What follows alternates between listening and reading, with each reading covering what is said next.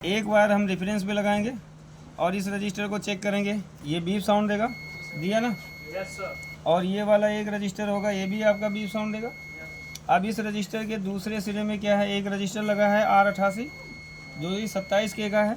अब इस रजिस्टर का दूसरा टर्मिनल किससे जुड़ा होगा? चार्जिंग आउटपुट कॉइल से जुड़ा होगा। तो इसका मतलब क्या है कि अगर रेफरेंस वोल्टेज हमारा 0 होगा तो चार्जिंग आउटपुट ज़्यादा होगा। चार्जिंग आउटपुट होने से कैपेसिटर बार बार आपका क्या होगा? ख़राब होता रहेगा और आपका चार्जर चार्जिंग मोड में नहीं जाएगा। चार्जर चालू कीजिए, सिर्फ सीरीज़ में लगाएंगे हम, बैटरी नहीं लगाएंगे, सीरीज़ में लगाते हैं क्योंकि रेफरेंस वोल्टेज तो सीरीज़ में फिक्स हो जाता है ना जी।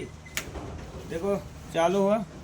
अब यहाँ पे चेक करेंगे तो यहाँ पे देखेंगे कितना है। देखो वोल्टेज आपका नहीं है ना, अब रेफरेंस वोल्टेज नहीं है, आउटपुट आपका कितना हो रहा है? देखो अब आ रहा है 119/12 जा रहा है, यानी फ्लक्चुएशन हो रहा है। तो अगर हम इस रजिस्टर पे चेक करेंगे तो यहाँ पे देखेंगे वोल्टेज तो है, और इस साइड अगर हम देखेंगे तो यहाँ पे देखो वोल्टेज कम ज़्यादा हो रहा है, और इधर देखेंगे तो क्या है, इधर भी वही, और वही चीज़ यही है, मतलब फ्लक्चुएशन हो रहा है। तो हम क्या करेंगे, रजिस्टर को चेंज करेंगे, बंद करना। बताया है 27K का होता है, कितने का होता है? तो मल्टीमीटर को हम यहाँ पे रख देते हैं ओम रेंज पे। अब हम इस रजिस्टर को चेक करेंगे, मेगा ओम में ज़रा घट रहा है, अभी धीरे धीरे देखो घटेगा।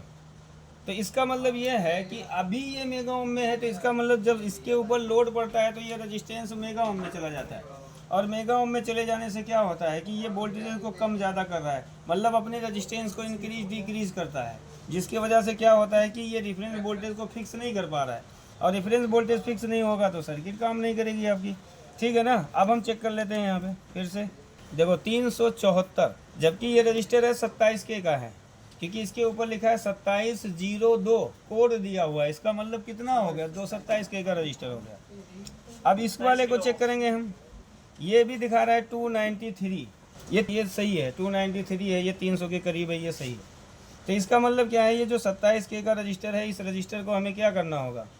चेंज करना होगा। देखो मेगा ओम में पहुंच जाता है, फिर ये आपका देखो वैल्यू बढ़ गया 346K में चला गया। का जो पिन नंबर 1 है एनोड, ये किससे जुड़ा होता है? ऑक्सिलरी बाइंडिंग से जुड़ा होता है। जब 12 वोल्ट आउट होता है, ये 1K का एक रजिस्टर लगा होता है, इस रजिस्टर को वोल्टेज दिया जाता है, ये रजिस्टर इसके एनोड पे भेजता है, ये एनोड से कैथोड क्या करता है? TL431 के कैथोड को देता है।